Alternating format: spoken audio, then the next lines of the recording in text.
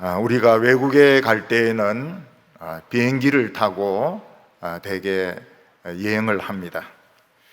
비행기는 안전하고 또 빠르고 아주 기분이 좋은 그런 여행 수단입니다. 그렇지만 그런 확률은 0.01%도 안 되겠지만은 혹시라도 비행기가 바다나 산에 추락을 한다면 그 비행기 안에 탔던 승무원과 승객들은 한 사람도 살아남지 못하고 대개 죽게 됩니다. 그래서 우리나라 대기업의 어느 총수는 아버지와 아들이 절대 같은 비행기를 안 탄다는 것입니다.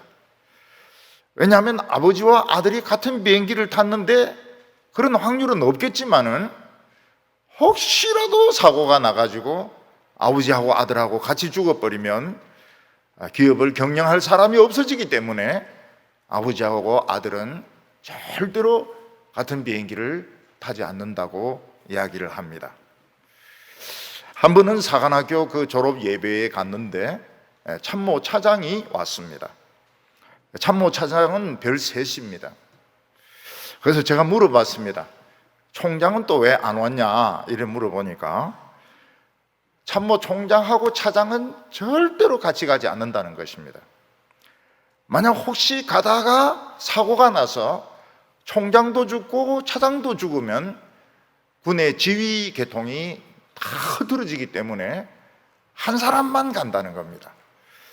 그래서 참모 총장이 가면 차장은 본부를 지키고, 차장이 가면 총장은 본부를 지키고, 그래서 혹시 무슨 사고가 일어나더라도 지휘 체계가 흔들리지 않도록 절대로 같이 움직이지 않는다고 이야기를 했습니다.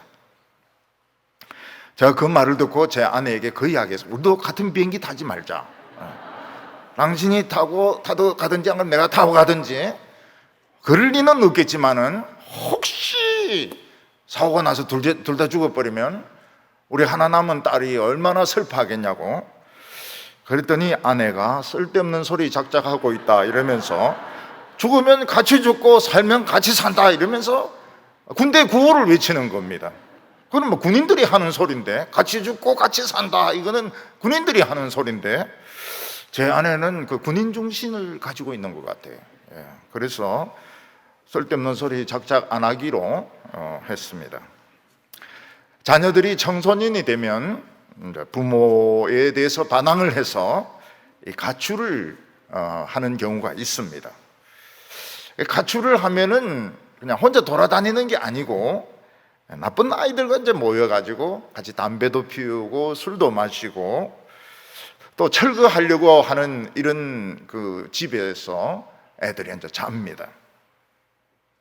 그때 부모는 속이 너무 상해가지고 애가 언제 돌아오나 눈에 반지도록 기다리는데 되게 애들이 돌아옵니다. 돌아오는데 끝까지 돌아오지 않고 다른 나쁜 애들과 어울려서 도둑질을 한다든지 패싸움을 한다든지 이러면은 전부 다 경찰에 붙들려 가게 되는 것입니다. 그때 봐달라고 해도 경찰은 봐주지가 않습니다. 전부 다 들어가는 것입니다. 한 번은 신문에 중남미 어느 교도소에 그 모습이 나왔습니다. 그 교도소에서 집단 폭동이 일어났는데 전부 잡혀가지고 운동장에 앉아 있는 것입니다. 전부 뒷손이 묶이고 우통 벗고 그리고 앞에 사람 등에 가슴을 다 붙여가지고 쭉 이렇게 앉아 있는데 저는 처음에 오징어를 말리는 건 줄 알았습니다. 보니까 오징어가 아니고 사람이었습니다. 근데 전부 다 문신을 하고 있고 조직폭력배라고 기사는 그렇게 쓰고 있었습니다. 하나님은 두 가지 성품을 가지고 있습니다. 하나는 우리가 죄를 지었을 때, 연약해서 죄를 지었을 때, 죄인 줄 알든지 모르든지 죄를 지었을 때 하나님은 바로 심판하지 않으시고 엄청난 인내심으로 하나님은 기다리십니다. 몇 년, 몇십 년, 심지어는 아들 때까지 하나님은 기다리십니다.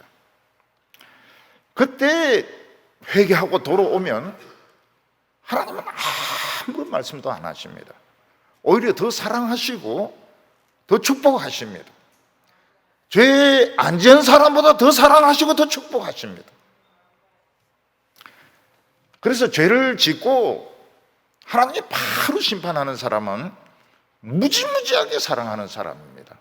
대개는 그냥 하나님은 침묵을 지키시고 그냥 기다리십니다. 이게 하나님의 하나의 성품이고, 또 하나의 성품은 하나님이 참다 하나님의 그 정하신 때가 되어도 돌아오지 아니하면 철저히 심판하십니다. 그때는 애누리가 없습니다. 봐주는 거 없습니다. 완전히 멸망을 시키는 그런 성품을 가지고 계신 것입니다. 그래서 우리는 하나님이 우리가 잘못을 저질러도 가만히 계실 때 하나님이 바보라서 그런 게 아닙니다. 하나님이 참고 기다리고 계신 것이고 우리에게 시간을 주고 있는 것입니다. 그때 회개하고 돌아오면 아무 말씀 안 하셔요. 오히려 돈도 주시고 직책도 올려주시고 명예도 더 주시고 사랑도 더 많이 해주십니다. 왜냐하면 인간은 그럴 수밖에 없거든요. 근데 하나님이 가만히 있는 거 보니까 하나님이 없는가 보다, 또는 하나님이 속은 모양이다 이러면서 회개하지 않고 그냥 가만히 있으면 그 사람의 대나 그 사람의 아들 대에 가서 애누리 없는 심판이 임하게 되는 것입니다. 여로보암의 집이 바로 그런 집이었습니다. 하나님은 여로보암을 공사판 감독에서 픽업을 해가지고 이스라엘 왕으로 세우셨습니다. 여로보암은 나는 공사판 감독이었다. 근데 왕이 되었으니까 내가 내려가봐야 공사판 감독보다 더 내려가겠나? 말이 되든지 안 되든지 하나님 말씀대로 한번 순종해보자. 이랬더라면 거의 다윗의 버금가는 훌륭한 왕이 될 수 있었을 것입니다. 이스라엘이 더 부흥될 수 있었을 겁니다. 유다보다도.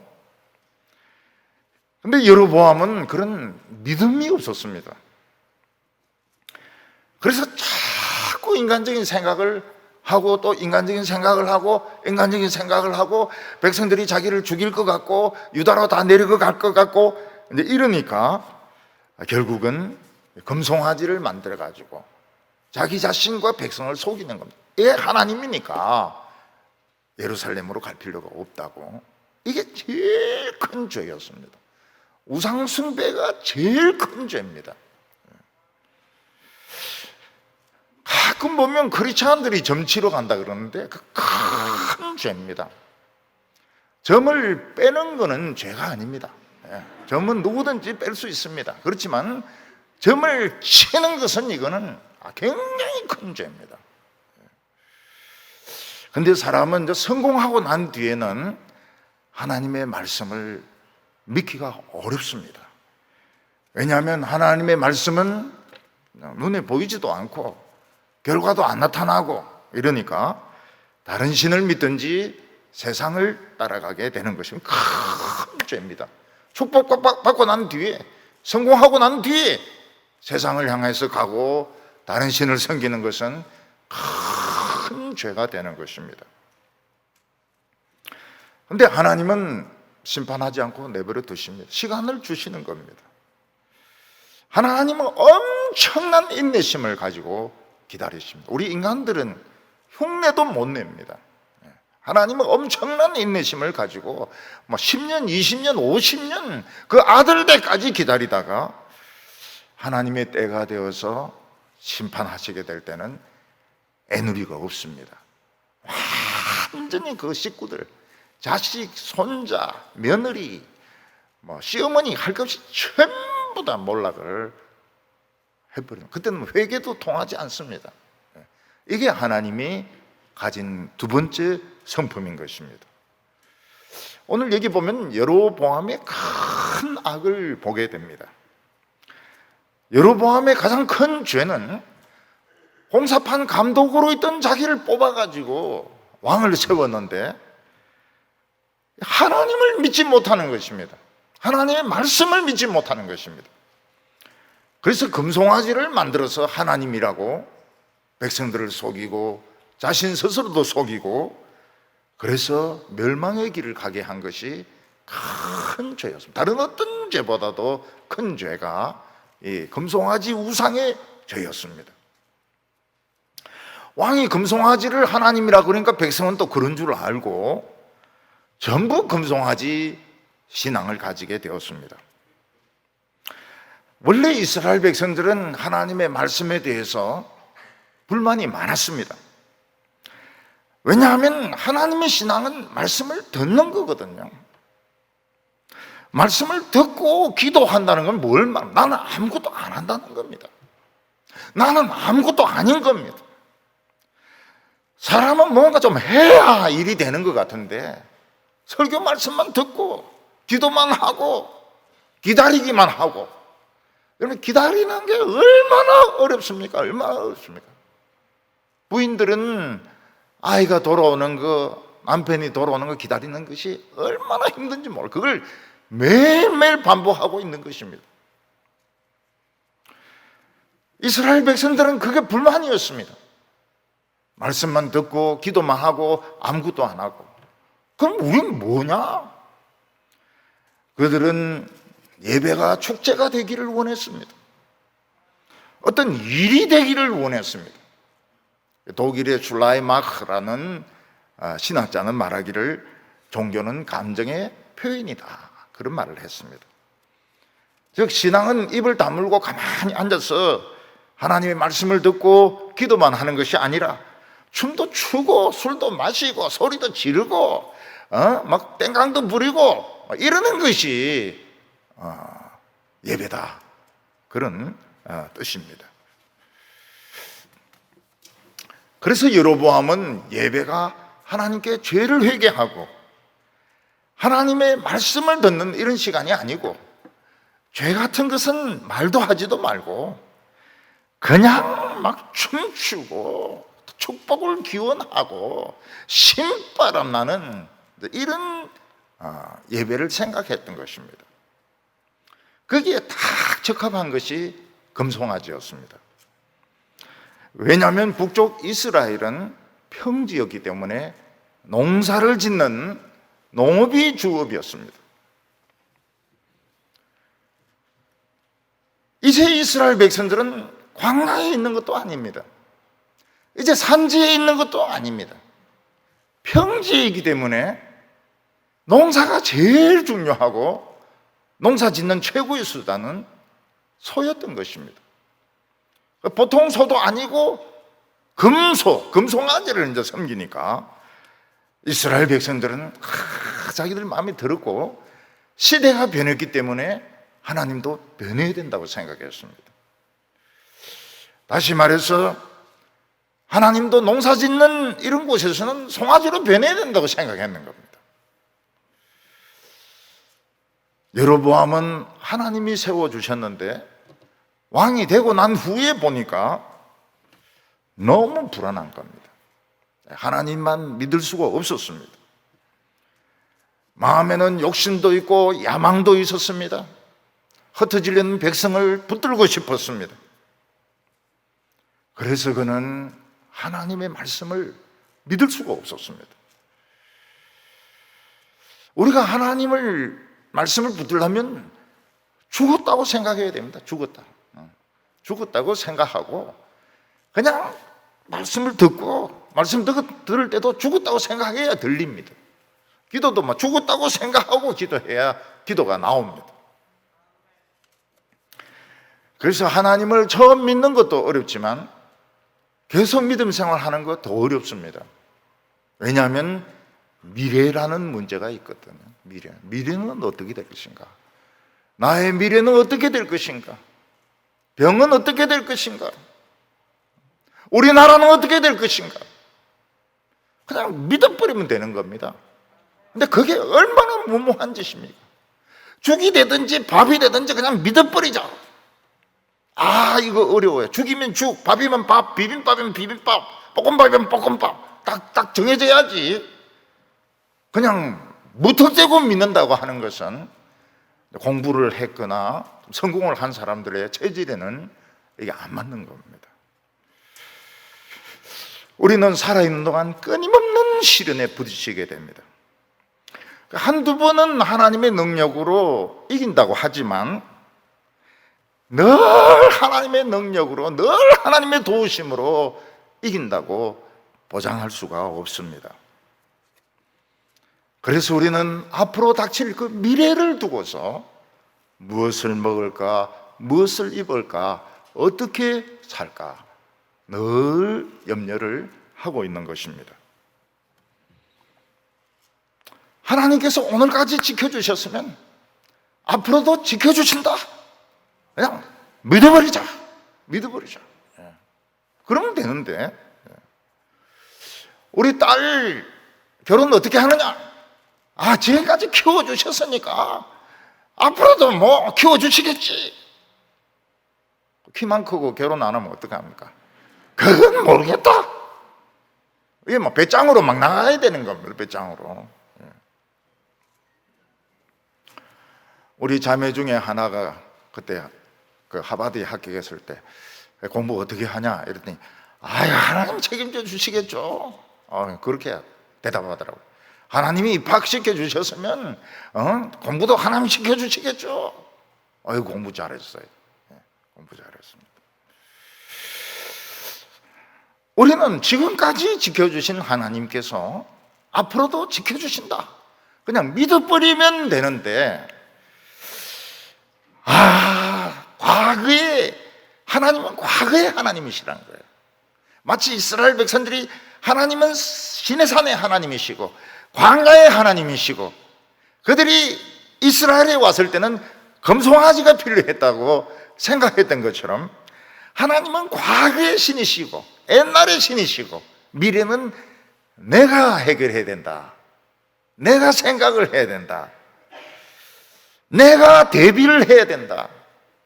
그런 생각을 하니까 이게 믿음이 안 생기는 것입니다.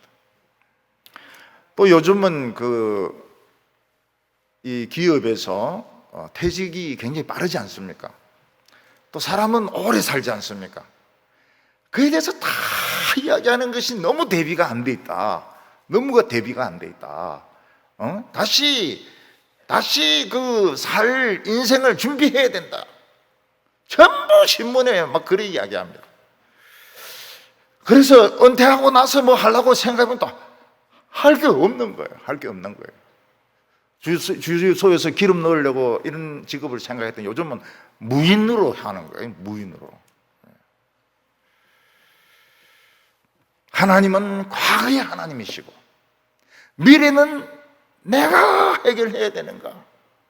그러면 우리 인생은 굉장히 어려워지게 됩니다. 여로보암의 신앙은 그런 신앙이었던 것입니다. 하나님은 과거의 하나님이시다. 미래는 새로운 신이 필요하다. 그러니까 큰 죄를 짓게 되었습니다. 금송아지 우상을 만들고 섬기게 되었던 것입니다. 우리가 하나님을 믿으면 하나님 말씀에 그냥 자신을 던져버려야 됩니다. 풍덩. 그래서 이 예배 시간에 풍덩 소리가 나야 돼요. 풍덩. 풍덩 하면서 그냥 빠져버려야 되는 겁니다. 어떻게 보면 이건 스스로 자살하는 것 같습니다. 죽는 것 같아요. 아무 대책이 없는 겁니다. 우리가 어려웠을 때 우리는 아무 대책이 없었습니다. 우리는 아무 대책이 없었고 미래에 대해서 계획이 없었고, 그래서 형제들은 굉장히 답답하게 생각했습니다. 무슨 대책이 있어야 되는데 아무 대책이 없는 거예요.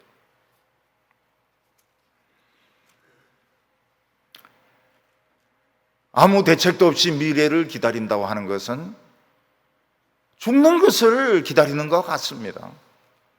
그래서 뭐라고 말하고 있습니다.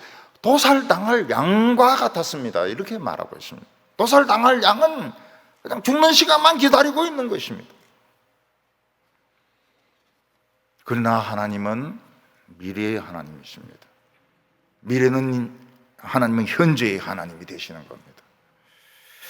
예수님께서 말씀하시기를 누구든지 예수님을 인하여 목숨을 잃고자 하면 얻을 것이요 목숨을 지키고자 하면 잃어버릴 것이라고 말씀을 하셨습니다.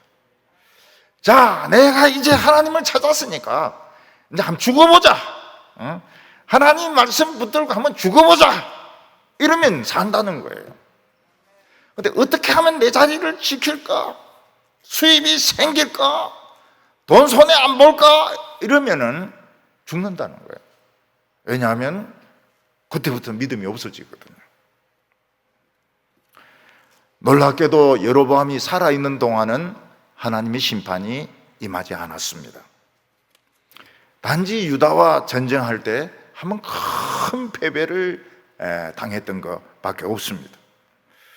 여로보암은 잘 살다가 죽었습니다. 잘 산 건 아닙니다. 자관 하나님의 심판으로 죽은 것은 아닙니다.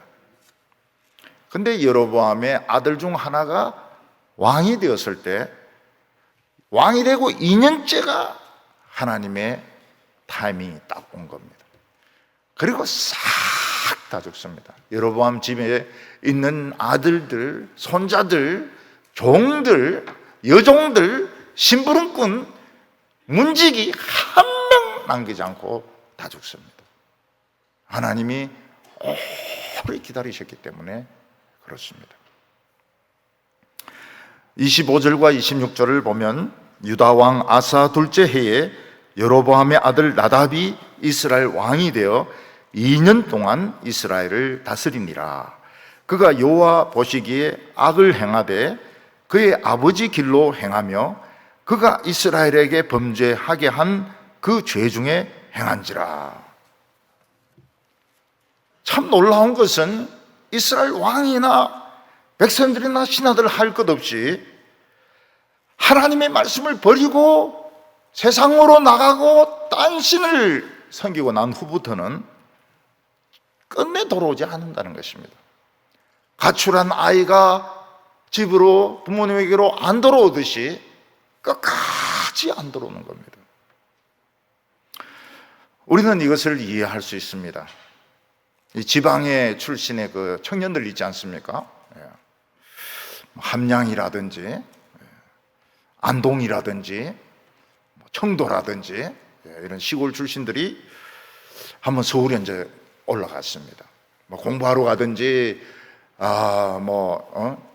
취업 준비하러 취업 준비생으로 이제 올라갔습니다. 또 뭐 직장 생활하러 올라갔습니다. 사실 서울이 살기 좋은 건 아니거든요. 서울은 공기도 나쁘고 겨울에는 춥고 전에는 시베리아 바람이 불더니 요즘은 북극에서 바람이 붑니다. 이 바람이 어디서 시작했을까? 북극에서 시작된 바람입니다. 제가 처음 서울 올라갔을 때하고 비슷해. 그때 뭐 영하 15도, 16도 막 이래가 너무너무 추웠거든요. 근데 요즘은 뭐 영하 20도도 막 내려갑니다. 서울은 집값이 엄청나게 비쌉니다. 물가도 비쌉니다. 물가도 비싸요. 우리는 여기서 과일 살 때 이 상자 박스로 사는데 그거는 박스로 사는 것은 재벌이고 전부 까만 비닐으로 10개씩 이렇게 사가지고 선생님 선물로 드리고 이러면 좋아합니다. 10개가 어딥니까? 사과 10개. 서울은 교통도 복잡합니다. 그래서 어디서 어디로 가려고 그러면은 생각을 해야 돼요.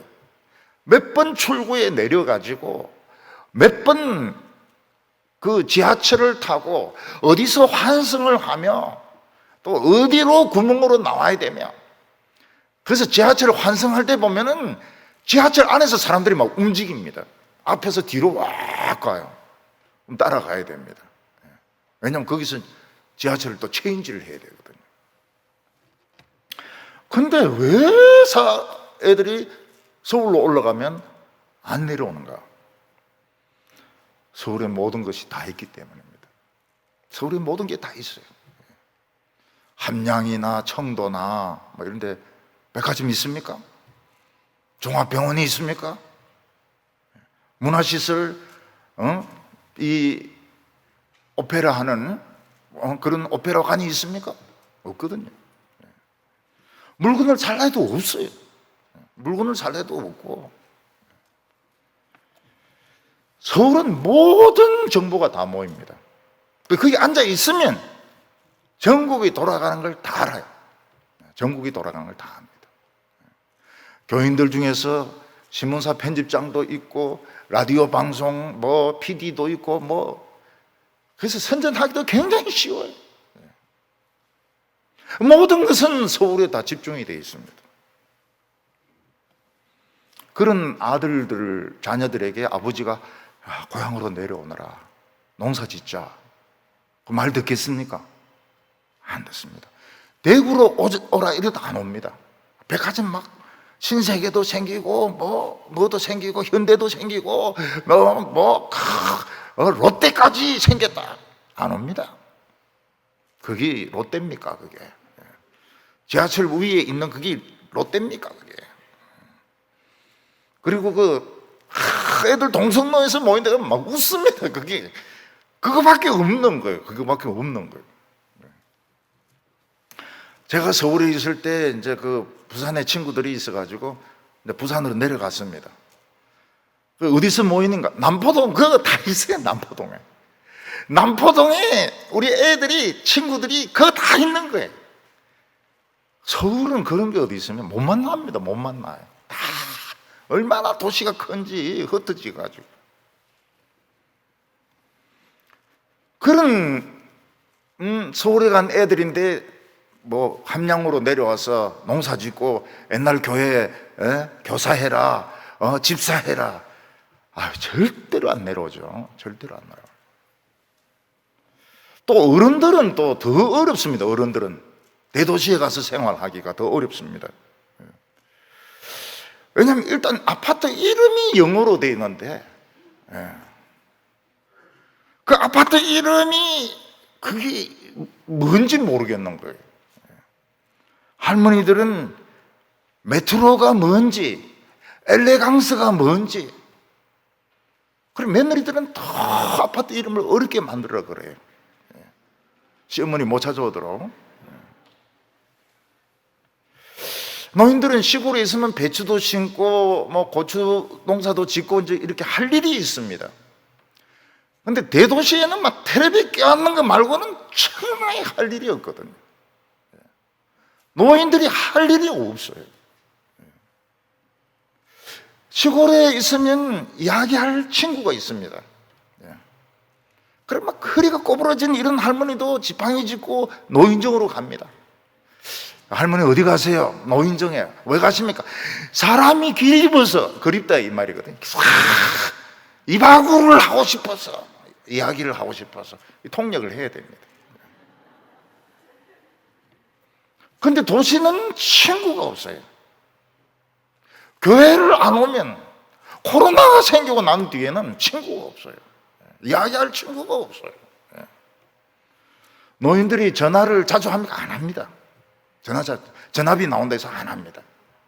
문자 보냅니까? 읽지를 안 해요. 왜냐하면 안 보이거든요. 아직도 할머니들 중에는 화장실에 누가 들어가면 불 끄는 분이 계세요. 전기 많이 든다고.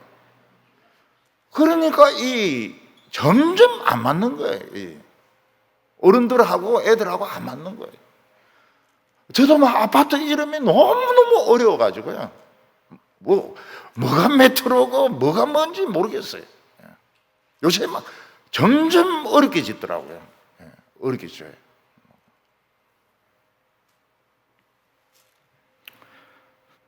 미국에 가면 더 합니다. 미국이나 프랑스나 영국 가면 더 합니다. 그것은 이제 언어가 통하고 이제 이러면은 마음대로 다니고 그러면서 한국이 얼마나 작고 답답한지를 알게 되는 거예요. 너무 작고 답답한 거예요. 대구는 굉장히 작고 답답하다는 걸 알게 됩니다. 아버지가 그런 애들인데 한국에 와서 교회 봉사해라, 교회 반주해라. 아유, 안 하죠. 그 있으면 막 전 세계를 여행 다닐 수가 있습니다. 휴가도 뭐 한 달씩 얻어가지고. 한국은 휴가가 똑같습니다. 8월 1일부터 해가 2박 3일 해가 전부 해운대로 가가지고 올라올라 하다가 이제 오는 거예요. 뭐 똑같아요, 보면은. 뭐 다양한 인종하고 어울려가 뭐 인도 사람, 중국 사람, 뭐 이집트 사람 막 그래가지고 막 싸우기도 하고 막 이렇게 합니다. 그리고 막 유리벽을 뚫고 막 여성들도 막 승진을 합니다. 부모들이 미국 같은 데 가면 더 합니다. 제일 두려운 게 뭔가 하면 누가 벨 눌리는 겁니다. 누가 찾아오면 이제 말을 못 하는 거예요. 전화 오면은 막 경기가 일어납니다. 예. 왜냐하면 헬로 해야 되는데 이게 이제 전화를 못 받으니까요. 운전이 안 됩니다. 돈 계산이 안 돼요. 돈 계산. 뭐 몇 달러, 몇 센터, 뭐 플리즈 이렇게 하면 이 계산이 안 되는 거예요. 영국 가니까 뭐 파운드 뭐 이러는데 이 계산이 굉장히 어려워요. 주머니는 돈 꺼내놓고 이렇게 하면 자기가 알아서 가져갑니다. 쪽팔리죠.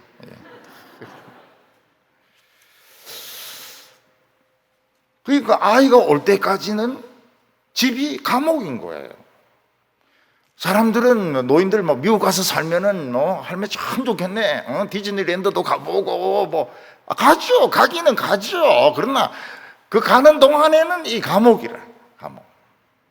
근데 그 애들인데 야 고향 청도 와가지고 교회 봉사해라. 안 하죠. 신앙도 마찬가지입니다. 우리가 하나님을 믿는 것은 이제 말씀을 듣는 건데 또 죄를 지으면 회개를 해야 되고, 근데 인간의 마음속에 야망이 있습니다. 정욕이 있습니다. 끝까지 가보고 싶은 거예요. 끝까지 지구 끝까지 가고 싶고 산 꼭대기까지 가고 싶고 하고 싶은 거 다 해보고 싶은 겁니다. 세상에 나가면 정욕적으로 야망으로 마음껏 살 수 있는데 죄를 지어도 뭐라는 사람 아무도 그 죄도 아니에요. 세상 사람들이는 그런 게 죄도 아니에요. 근데 교회 와보면 죄 아닌 게 없습니다.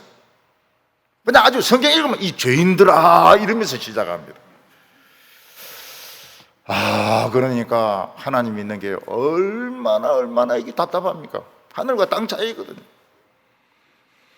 마치 대도시에 나가 있던 애가 시골 교회, 아버지 교회 가가지고 막 풍금 치면서 반주하고 종이 넘기면서 애들 유년부 가르치고 그게 그렇게 하겠습니까? 이미 그 문명의 맛을 봤는데, 문명의 맛을 봤는데. 그래서 금송아지는 하나님의 백성에게 세상으로 나가라고 하는 출입문이었습니다. 도장이었어요. 나가도 된다. 여로보암이 그냥 도장을 찍은 거예요. 세상으로 가라. 허가증을 내놓은 겁니다. 거기서 말씀으로 돌아오려면 죽어야 되거든요. 죽어야 돼. 모든 꿈, 야망, 재미 다 포기하고 난 죽었다 이러고 이제 돌아와야 되는데 믿음의 세계는 너무 좁고 너무 답답하고 그런 겁니다. 서울에서 생활하시다가 대구에 내려온 분들은 그런 걸 느낄 겁니다. 답답하다. 대구 분들은 못 느껴요. 뭐가 답답하다는 거예요? 저 팔공산도 있고 뭐 여기 저 수성못도 있고 성서도 있고 뭐가 답답하냐고. 그게 답답한 거라고. 그게 말씀의 세계는 너무 스몰 월드, 너무 좁은 세계인 겁니다. 그런데 어떻게 그렇게 하나님의 말씀에 순종해서 내려오고 교회 봉사도 하고 또 말씀을 듣느냐? 하나님이 강권적으로 역사하셔가지고 넌 내 것이다. 야곱아, 너는 내 것이다. 그래서 붙들려 가지고 있는 것이지, 그 맛을 한번 본 사람들은 못 들어오는 겁니다. 여로보암은 못 들어와요. 이스라엘 백성들도 못 들어옵니다. 오늘 크게 두 번째로는 여로보암에게 회개할 기회가 여러 번 있었습니다. 사람들 중에 자기 자녀나 친척이나 동생이나 비참하게 죽는 것을 원하는 사람은 아무도 없을 겁니다. 자녀들이 다 성공해서 잘 살기를 바라고 전부 잘 되기를 바랄 것입니다. 그런데 하나님의 자녀들이 세상의 길로 나가면 서울을 가는 걸 말하는 거 아닙니다. 정신적으로 세상적으로 나가면 처음에 잘 나갑니다. 그러다 어느 순간 딱 절벽에 만나서 떨어지는 거예요. 이게 더 무서운 겁니다. 아예 처음부터 막 어려움이 많으면은 이 길은 내 길이 아닌가 보다 포기할 텐데, 한참 성공하다가 절벽에 딱 떨어져 버리니까 그때는 이제 길이 없는 거예요. 자살을 해버립니다. 자살하든지 자포자기 해버리든지 길이 없어요. 하나님은 여로보암에게 돌아올 수 있는 기회를 여러 번 주셨습니다. 적어도 3번 이상은 주셨습니다. 그 첫 번째가 뭔가 하면 베델에서 금송아지 우상을 만들어서 제사 지낼 때입니다. 그때 유다에서 한 선지자가 나와서 이 금송아지는 가짜 신이다, 이 제단은 갈라져서 재가 쏟아질 것이다, 이래 예언하니까 여로보암이 화가 나서 저놈 잡아라 이러는데 이게 굽혀지지 않는 겁니다. 저놈 잡아라, 잡는 것은 좋은데 팔이 굽혀지지 않는 거예요. 그래서 여로보암이 그 선지자인데 하나님께 기도해서 이게 굽혀지도록 좀 해달라, 정상이 되게 해달라. 그래서 선지자가 기도하니까 이제 정상으로 돌아온 겁니다. 그때가 돌아올 기회였습니다. 하나님의 말씀에 이런 능력이 있구나, 하나님의 말씀에 이런 기적이 있구나, 이 굽혀지지 않던 팔이 굽혀지는구나. 그때 돌아올 기회였습니다. 안 돌아옵니다. 왜냐하면 말씀으로 돌아오려면 죽어야 되니까요. 죽는다는 각오를 해야 돌아올 수 있는데 여로보암 죽기가 싫어요. 내가 왜 죽어야 돼? 두 번째 기회는 여로보암의 아들이 병들었을 때입니다. 그때 여로보암은 이 아이를 살려보려고 자기 부인을 다른 여자로 변장을 시켜가지고 처음 자기에게 옷 10조각을 주었던 아이야 선지자에게 보냅니다. 이때 아이야 선지자는 이제 녹내장인지 백내장인지 그게 걸려가지고 앞을 전혀 보지 못해요. 속이기에 너무 쉽습니다. 여로보암의 부인은 변장을 해가지고 딴 사람인 것처럼 이렇게 가서 우리 애가 병들었는데 기도해 주십시오 이러면은 기도하면 이제 낫는다고 생각을 했던 것입니다. 근데 아이야는 하나님 영이 딱 임하니까 여로보암의 부인이요, 어서 와라, 너 왜 변장하고 있느냐, 내가 다윗의 나라에서 10지파를 뺏어서 네 남편에게 줬는데 너는 왜 백성들을 망하는 길로 데려가느냐, 너와 너 후손들이 들판에서 전쟁하다가 죽으면 새들이 시체를 뜯어먹을 것이고 성 안에서 싸우다가 죽으면 개들이 뜯어먹을 것이다. 그리고 너가 성 문 안으로 들어가는 순간 애는 죽는다. 그렇게 이야기를 했습니다. 이 여자가 하나님 말씀을 믿었으면 성 안으로 안 들어가야죠. 밖에서 왔다 갔다 하고 이래야 되는데 뭐 하나님 말씀 우습게 알고 딱 들어가니까 딱 죽는 겁니다. 그때 여로보암이 아이고 하나님 잘못했습니다, 금송아지 막 깨버리겠습니다. 그러면은 하나님은 지난 과거는 그냥 다 씻어주십니다. 다 씻어주시고 굉장히 여로보암을 사랑해 주셨을 겁니다. 여로보암이 그걸 결단을 못해요. 애가 죽는데도 결단을 못합니다. 왜냐하면 하나님의 말씀의 길은 너무 좁거든. 좁은 길, 좁은 문이고 좁은 길이거든. 마치 외국에 있던 애가 이 시골에 와가지고 뭐 거기서 직장 생활하고 이러면 못하지. 죽으려고 그러죠. 죽으려고 그래. 아니 중소기업은 사람을 못 구해서 난리인데 왜 대기업에 가려고 하나? 그거 다 있거든. 그거 다 있어. 그거 있어야 결혼이 되는 겁니다. 그냥 웃으겠습니다. 이 못해요. 웃으면 사람들이 들고 일어납니다. 지금까지 금송아지는 뭐고 왜 지금은 또 부수냐? 지금까지 내가 틀렸었다. 그 말 못하는 겁니다. 그래서 그 아들이 죽는데도 용기를 내지 못합니다. 세 번째로 돌아올 기회는 아비함과 전쟁할 때였습니다.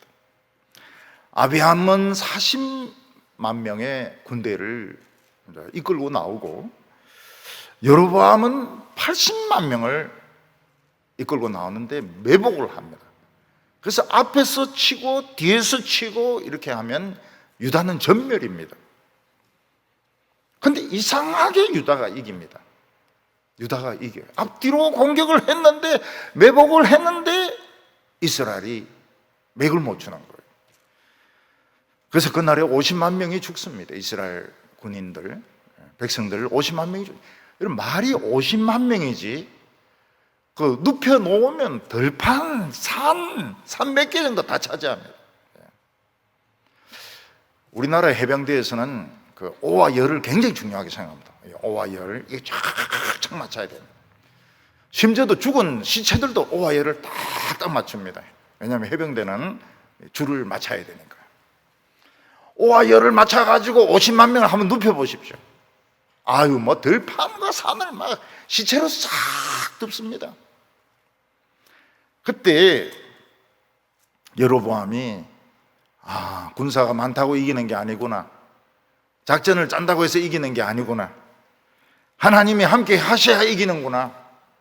하나님 회개합니다. 이랬으면 또 되는 겁니다. 근데 여로보암은 삐딱한 거예요. 사람이 벌써 삐딱해진 거예요. 하나님 날 버리셨구나. 그럼 난 더 안 돌아간다. 그래서 막 하나님께 반항하면서 반발심을 가지고 그러고 살다가 죽습니다. 하나님이 얼마나 오래 참으시는 분이신가 하면 10년, 20년, 어떤 때는 한평생 다음 아들 때까지 기다리십니다. 그러다가 때가 되면 그냥 인정사정 없어요. 사람들은 이야기합니다. 애들이 무슨 죄가 있습니까? 여자들이 무슨 죄가 있습니까? 내가 지금까지 기다렸다. 내가 지금까지 기다리고 또 기다렸다. 이제는 국물도 없다고 말씀하시는 겁니다. 애가 무슨 죄가 있습니까? 부인들이 무슨 죄가 있습니까? 그런 말 할 수가 없어요. 하나님이 너무 오래 기다리셨던 것입니다. 그래서 신앙에서 침체되는 것은 자기 손해입니다. 좋다. 내가 교회 안 나가고 침체되어 있으면 하나님도 힘드시겠지. 지만 힘들어요. 하나님은 힘들 거 하나도 없습니다. 반항하고 하나님께 반항해서 막 술 마시고 한꺼번에 담배 2대 피우고 그래봐야 지만 암 걸리가 죽는 거예요. 사울은 자기가 하나님을 잘 믿는다고 생각해서 막 예수 믿는 사람들 잡아 가두고 막 고문하고 막 그랬습니다. 예수님께서 길에 만나가지고 사울이 눈이 딱 멉니다. 누구십니까? 나는 네가 핍박하는 예수라. 그러면서 네가 뒷발로 가시나무를 차는 것이 너만 손해다. 너만 손해야. 너 발이 얼마나 아프겠냐? 나중에 얼마나 상처가 생기겠냐? 너는 지금 하나님을 믿는 것이 아니고 반항하고 있는 것이고 네 발은 막 피투성이가 돼 있다. 그 말을 사울이 알아듣습니다. 지금까지 반항하면서 살았다는 것을 인정을 합니다. 하나님이 얼마나 축복하셨습니까? 사울 같은 사람은 나오지 않습니다. 그 뛰어난 신학자, 그 뛰어난 전도자, 그 뛰어난 설교자는 나오지 않습니다. 왜냐하면 알아들었거든요. 하나님께 반항하다가 회개했거든요. 예수님께서 그래 뒷발질 하는데 얼마나 아프냐? 알아들었거든요.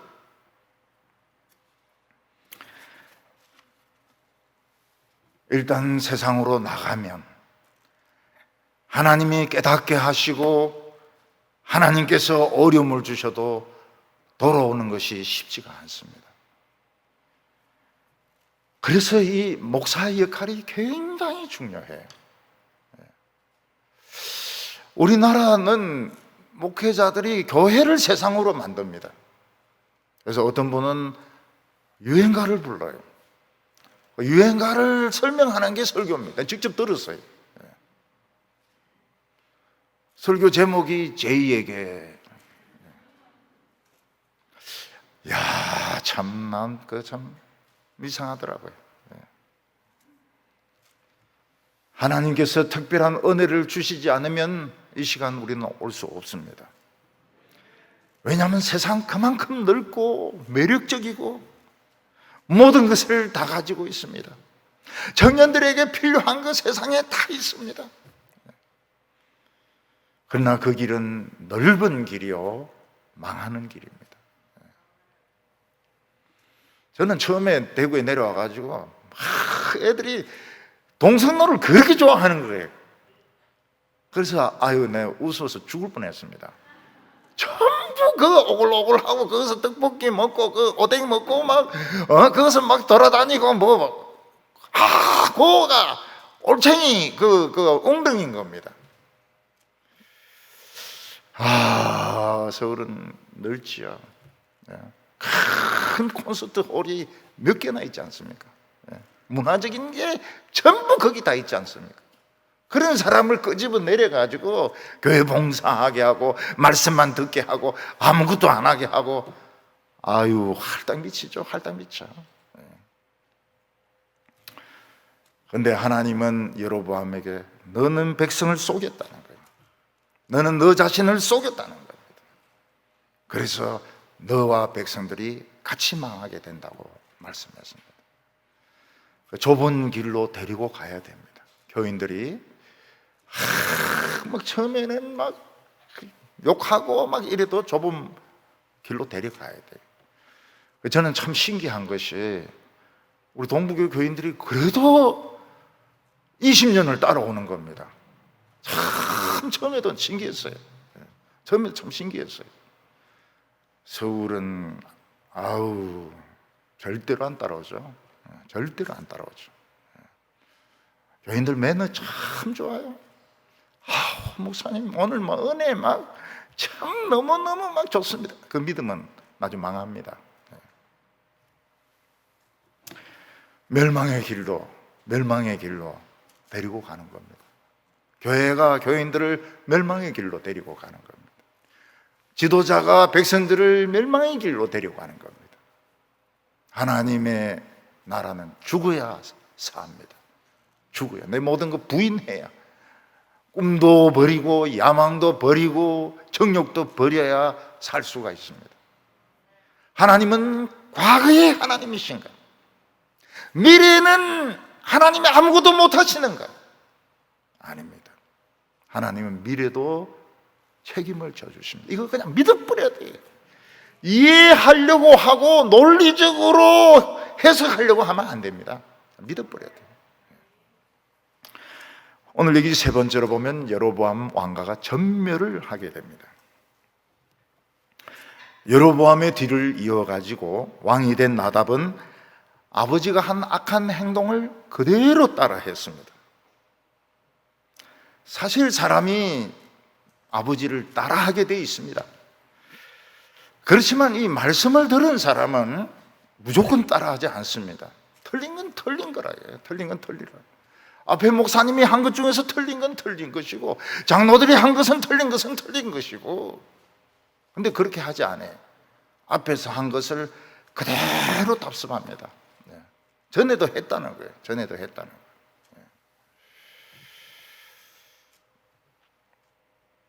나답은 자기 형이 죽고 자기가 이제 왕이 되었으니까 기분이 굉장히 좋았습니다.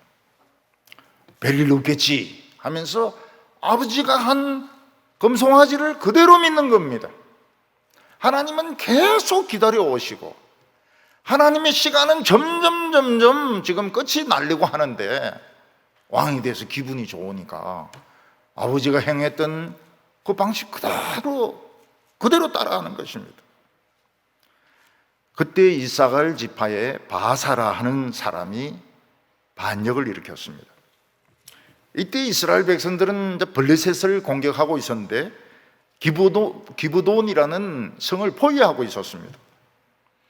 나단은 기분이 좋았습니다. 이 기브돈을 함락시키면 이스라엘 영토가 남쪽으로 쫙 내려가니까 유다는 완전히 포위된 것과 같고 우리의 그 영역은 굉장히 넓어진다 이렇게 생각했는데 이 자기 그 백성이 반역을 일으켜 와서 푹 찔러 버리니까 죽어버리는 거예요.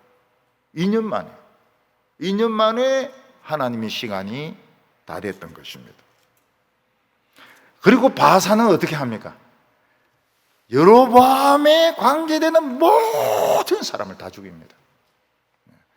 아들들, 손자들, 며느리들, 종들, 남종들, 심부름꾼들 전멸을 시켜버립니다. 이게 하나님의 진노였습니다. 29절과 30절 보면 왕이 될 때에 여로보암의 온 집을 쳐서 생명 있는 자들을 한 사람도 남기지 아니하고 다 멸하였는데 여호와께서 그 종 실로 사람 아히야를 통하여 하신 말씀과 같이 되었으니 이는 여로보암이 범죄하고 또 이스라엘에 범죄하게 한 죄로 말미암으며 또 그가 이스라엘의 하나님 여호와를 노엽게 한 일 때문이더라.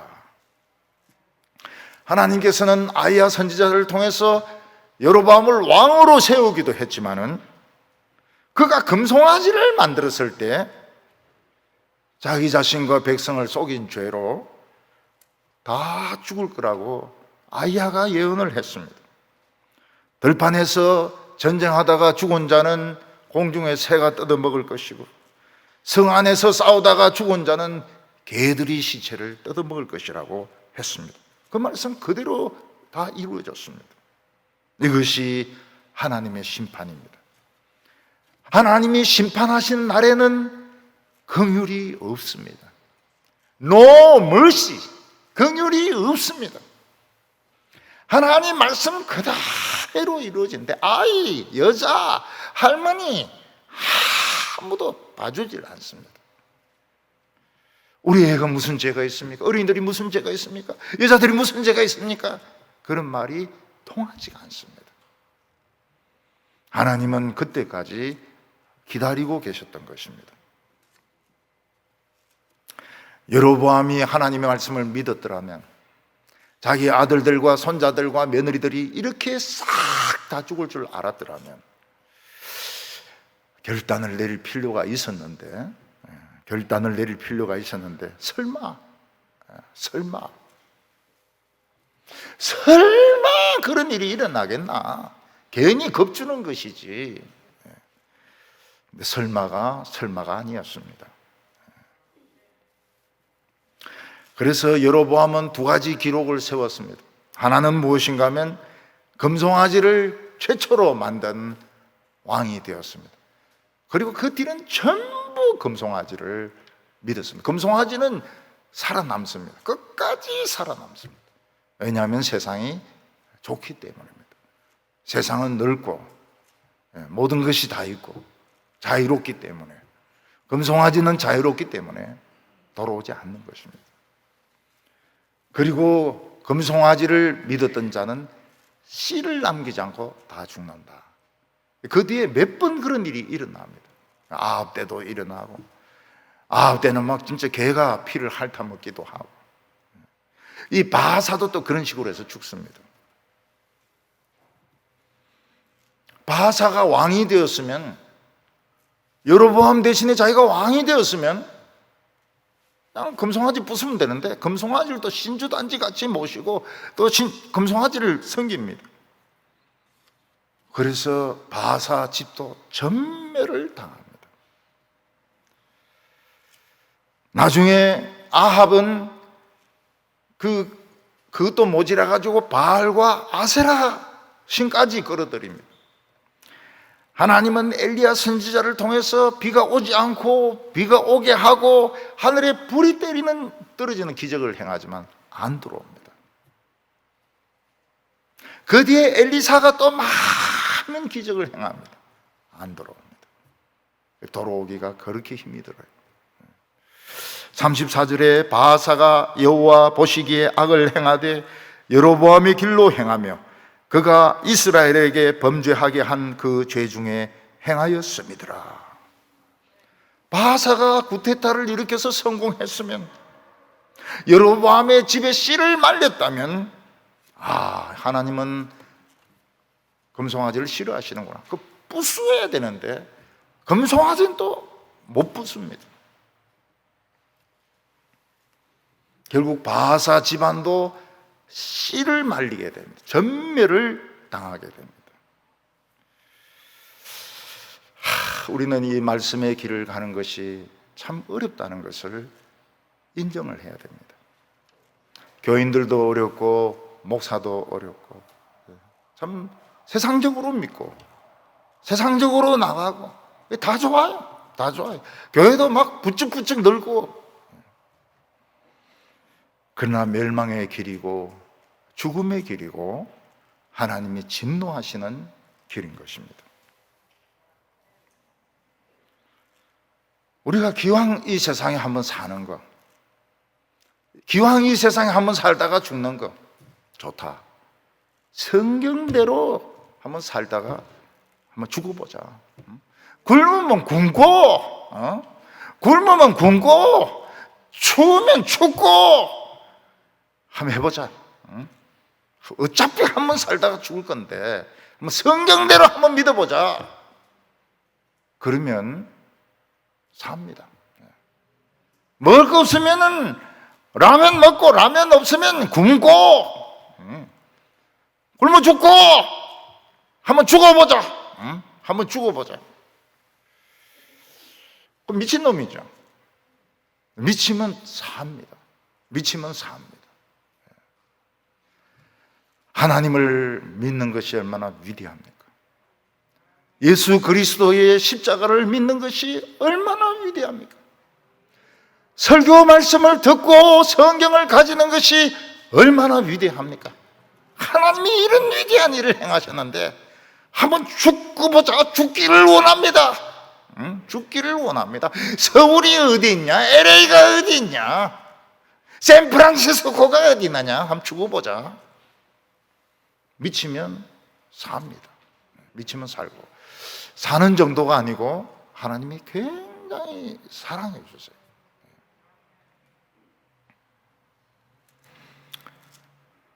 저도 대책이 없이 젊은 시절을 보내었습니다. 그래서 제 아내는 나는 30대가 없었다. 정신없이 보내다 보니까 젊은 때가 저도 없었어요. 저도 젊을 때가 없었습니다.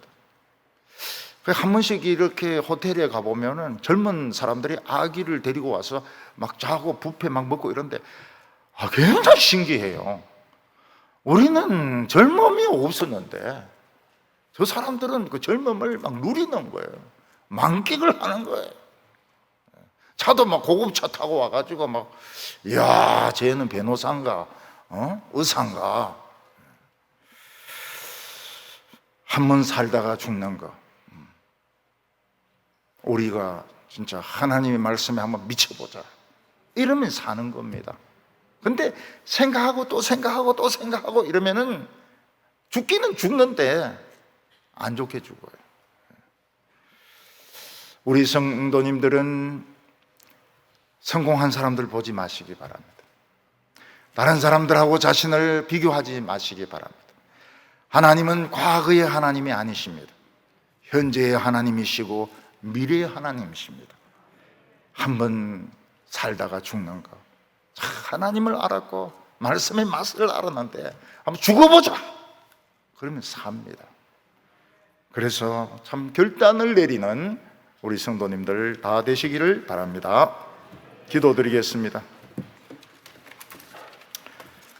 자비로우신 하나님 아버지, 우리에 대하여 오래오래 기다려 주심을 감사합니다.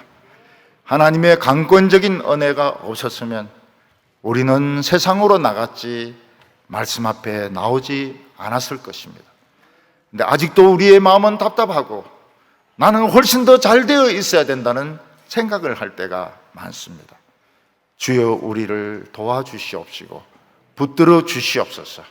하나님 앞에서 한번 죽는다는 이런 각오로, 죽을 각오로 살게 하여 주시옵소서. 예수님의 이름으로 기도하옵나이다. 아멘.